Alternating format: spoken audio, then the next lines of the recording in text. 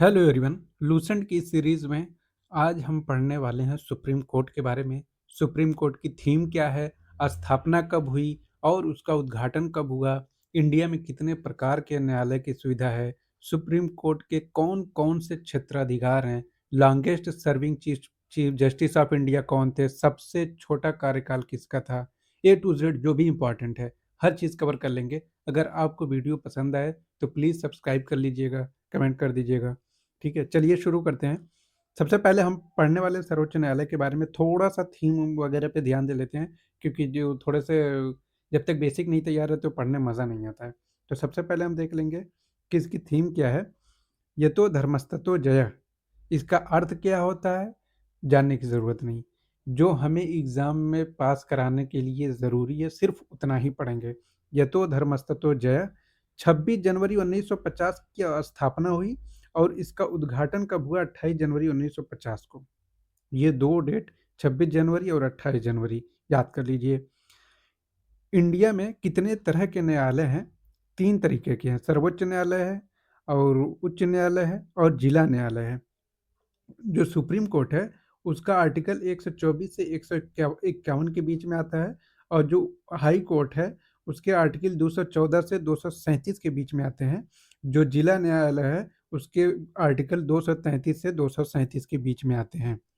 Supreme court का गठन जो है आर्टिकल 124 के अंतर्गत आता है। प्रश्न इस तरीके से बनेगा कि सुप्रीम कोर्ट का गठन किस आर्टिकल के अंतर्गत आता है? तो आर्टिकल 124 के अंतर्गत आता है। सुप्रीम कोर्ट का गठन एक मुख्य न्यायाधीश सहित 3 अन्य न्यायाधीशों से मिलकर बनता है।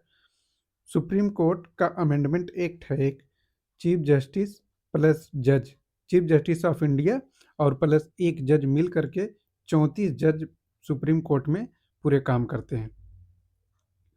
वर्तमान समय में सुप्रीम कोर्ट में 34 है जजों की संख्या। मुख्य न्यायाधीश की जो नियुक्ति होती है वह आर्टिकल 124 के सब आर्टिकल 2 से होती है।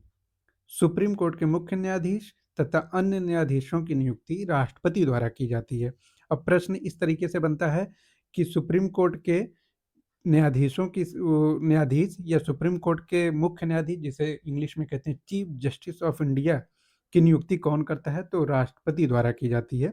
राष्ट्रपति को न्यायाधीश अपना त्यागपत्र दे सकता है। न्यायाधीश जो है अपना त्यागपत्र किसे देगा? राष्ट्रपति को देगा। ये बात इसमें की गई है। न्यायाधीशों की योग्यता की बात की गई है। आर्टिकल 124 का सब आर्टिकल 3 है। इसके बारे में थोड़ा सा जान लेते हैं कि क्या योग्यता होनी चाहिए सुप्रीम कोर्ट में जज बनने की। भारत का नागरिक हो। अब यहाँ ये नहीं है कि जन्म से नागरिक हो कि यहीं का पैदा होगा, नहीं, ये नहीं, सिर्फ भारत का नागरिक होना चाहिए और हाई कोर्ट में 5 साल तक जज रहा हो। ठीक, 5 साल तक जज की बात की गई है और हाई कोर्ट में या फिर 10 साल वकील रहा हो। जज अगर रहा हो तो 5 साल, अगर वकील रहा हो तो 10 साल। राष्ट्रपति की राय में पारंगत विधिवेत्ता हो। मतलब ठीक है, ये दोनों क्राइटेरिया अगर तीनों पार भी कर रहा है, फिर भी राष्ट्रपति को ये लगे कि ये इस पद के लायक है, ठीक है, तभी उसको बनाया जाएगा। जज को हटाया जाना आर्टिकल 124 के सब आर्टिकल 4 में है। इसके सिर्फ 2 ही रीज़न हो सकते हैं वहाँ के जज को हटाने की। एक तो साबित कदाचार कि सिद्ध हो जाए कि इसने गलत काम किया है, या असमर्थता, या मतलब काम नहीं कर पा रहा है या कुछ भी हो गया। ये 2 चीज़ें सिर्फ हैं जो सुप्रीम कोर्ट के जज को हटाने के लिए काम आती हैं। बाकी कोई भी आप लगा करके नहीं निकाल सकते उनको। उसी प्रक्रिया जैसे भारत के राष्ट्रपति को हटाया जाता है, मतलब प्रोसेस काफ़ी टिपिकल है कि किसी के सुप्रीम कोर्ट के जज को हटा दिया जाए और इनका कार्यकाल 65 वर्ष तक का होता है। आप टेट वगैरह का पेपर देखेंगे तो इसमें पूछा गया कि सुप्रीम कोर्ट के हाई कोर्ट के जज की पूछा गया है। हाई कोर्ट के जज की होती है 62 साल, सुप्रीम कोर्ट के जज का होता है 65 साल। और याद रखिए वो फिक्स नहीं होती कि 21 साल के बाद, 25 साल के बाद, नहीं, किसी भी एज पे वो बन सकता है। सुप्रीम कोर्ट के जज अपना पद ग्रहण करने से पहले राष्ट्रपति के समक्ष या संविधान की तीसरी अनुसूची के अनुसार नियुक्त किसी व्यक्ति के सामने संविधान की शपथ ग्रहण करता है। एक बात याद रखिए कि अनुसूची 3 में ये जो संवैधानिक पदाधिकारी होते हैं उनकी शपथ की बात की गई है, लेकिन यहाँ पे क्या बताया गया है कि राष्ट्रपति के सामने जाकर के ये शपथ लेगा, और अगर राष्ट्रपति नहीं भी है, मान लीजिए राष्ट्रपति कहीं विदेश दौरे पे या कुछ भी हैं, तो राष्ट्रपति जिसको कह दें कि आपके समक्ष लेनी है शपथ, तो वो जो है आदमी उस इंसान के सामने वो शपथ लेगा। आर्टिकल 24 सब क्लास 7 के अनुसार सुप्रीम कोर्ट का सेवानिवृत्त जज संपूर्ण भारत में किसी भी न्यायालय के समक्ष वकालत नहीं कर सकता। एक बार अगर सुप्रीम कोर्ट में का वकील सुप्रीम कोर्ट का जज जो है वो रिटायर्ड हो गया, तो उसको ये अलाउ नहीं है कि कहीं पर जा करके वो वकालत करे। इनके वेतन भत्ते पेंशन वगैरह की बात जो है आर्टिकल 125 में है। चीफ जस्टिस ऑफ इंडिया की 2,80,000 पर मंथ सैलरी होती है, जबकि अदर की जो चीफ जस्टिस नहीं होता, सिर्फ जस्टिस होता है, उसकी 2.5 लाख पर मंथ होती है। संचित निधि से ये सैलरी दी जाती है इनको।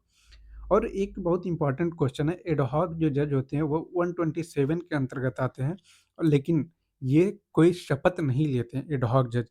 और एडहॉक जज सिर्फ सुप्रीम कोर्ट में ही होते हैं, न कि हाई कोर्ट में। ये प्रश्न जो है अच्छे लेवल का स्टेटमेंट बना के पूछता है कि एडहॉक जजों की व्यवस्था जो है सुप्रीम कोर्ट और हाई कोर्ट में की गई है, तो ऐसा नहीं है। सिर्फ सुप्रीम कोर्ट में एडहॉक जज की ज़रूरत है, को लगाया जाता है, बाकी किसी में नहीं।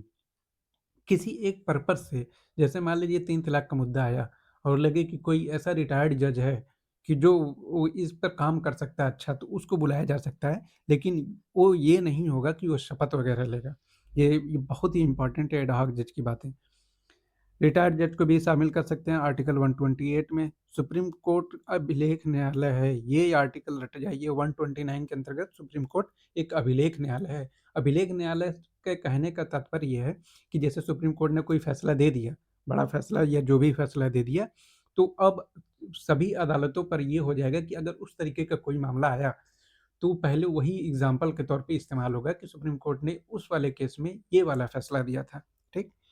सुप्रीम कोर्ट का निर्णय देश की सभी अदालतों पर बंधनकारी प्रभाव रखते हैं। सुप्रीम कोर्ट ने जो कह दिया वो कह दिया, वो वाली बात है कि सुप्रीम कोर्ट ने किया, अगर लेकिन उसकी आप अवमानना करेंगे तो आप वो दंड के पात्र होंगे, आपको पनिश किया जाएगा। ये एक एक्ट पूछा सुप्रीम कोर्ट में, न्यायाधीश जांच अधिनियम 1968। सुप्रीम कोर्ट का क्षेत्राधिकार क्या है कि सुप्रीम कोर्ट कहाँ-कहाँ पर अपना वो फैलाव कर सकता है या वो केसेस दे सकता है। उसका प्रारंभिक क्षेत्राधिकार क्या है कि केंद्र राज्य के मध्य हो, या राज्य-राज्य के मध्य हो, या केंद्र व 2 से अधिक राज्यों के मध्य हो विवाद, तो ये सुप्रीम कोर्ट देखेगा, ये उसका प्रारंभिक क्षेत्राधिकार है। अपीली क्षेत्राधिकार क्या है कि ज़मीन का विवाद हो गया, जायदाद का मामला हो गया, आपराधिक मामला हो गया, या विशेष अनुमति याचिका हो गई, स्पेशल लीव पिटीशन हो गई, और ये हो गया अपीली क्षेत्राधिकार। एक होता है परामर्शदात्री क्षेत्राधिकार।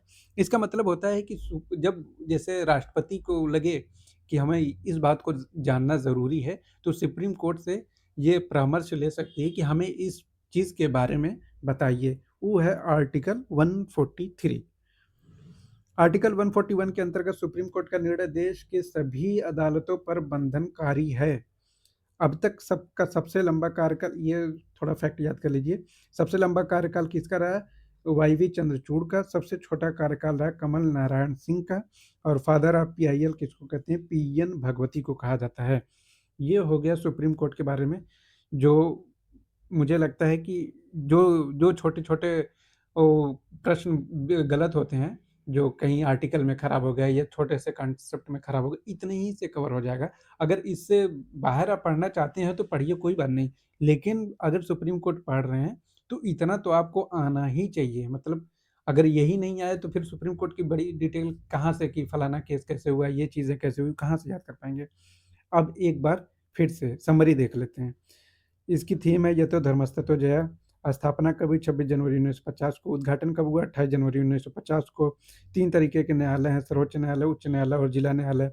गठन कब कितने में? आर्टिकल 124 में। और सुप्रीम कोर्ट में वर्तमान में जजों की संख्या 34 है। और इनकी नियुक्ति आर्टिकल 24(2) के अंतर्गत आती है। योग्यता क्या है इनकी? न्यायाधीशों की, भारत का नागरिक हो, और जज बना हो, 5 साल तक रहा हो कम से कम हाई कोर्ट में, और या फिर 10 साल वकील रहा हो हाई कोर्ट में। राष्ट्रपति की राय में उसको पारंगत विद्वता हो, मतलब उसको प्रॉपर नॉलेज हो इस चीज़ का। दो आधार पे ही जज को हटा सकते हैं, सिर्फ साबित कदाचार या असमर्थता। 65 साल की आयु तक ये बना रहेगा और ये राष्ट्रपति को अपना त्यागपत्र दे सकता है। इसकी चीफ जस्टिस ऑफ इंडिया की सैलरी 2,80,000 होती है, अन्य की 2.5 लाख होती है। तदर्थ न्यायाधीश या अडहॉक जज की नियुक्ति की जाती है 127 के अंतर्गत। ये कोई शपथ नहीं लेता है। रिटायर्ड जज को भी शामिल किया जा सकता है 128 के तहत। 129 के अंतर्गत अभिलेख न्यायालय है सुप्रीम कोर्ट, और इसका क्षेत्राधिकार क्या है सुप्रीम कोर्ट का? केंद्र राज्य के संबंध में, राज्य के या केंद्र या दो से अधिक के मामले में। अपीली क्षेत्राधिकार जमीन जायदाद आपराधिक मामले ये सारे आते हैं। परामर्शदात्री क्षेत्राधिकार है 143 के अंतर्गत। जैसे सुप्रीम कोर्ट जैसे राष्ट्रपति कह दे कि हमें इस बात पे आपसे सलाह चाहिए, तो उसको देना पड़ेगा, ये बाध्य है। लेकिन राष्ट्रपति बाध्य नहीं है इनकी बात मानने के लिए, ठीक है। आर्टिकल 141 के अंतर्गत सुप्रीम कोर्ट का निर्णय देश की सभी अदालतों पर बंधनकारी होगा। अब तक का सबसे लंबा कार्यकाल वाईवी चंद्रचूड़ का था, सबसे छोटा कार्यकाल कमल नारायण सिंह का था, और father of PIL public interest litigation PN Bhagwati रहे, father of PIL PN Bhagwati. तो ये हो गया सुप्रीम कोर्ट। अगर आपको यहाँ तक आपने अगर देख लिया है तो प्लीज़ सब्सक्राइब कर लीजिएगा, लाइक भी कर सकते हैं। Thank you.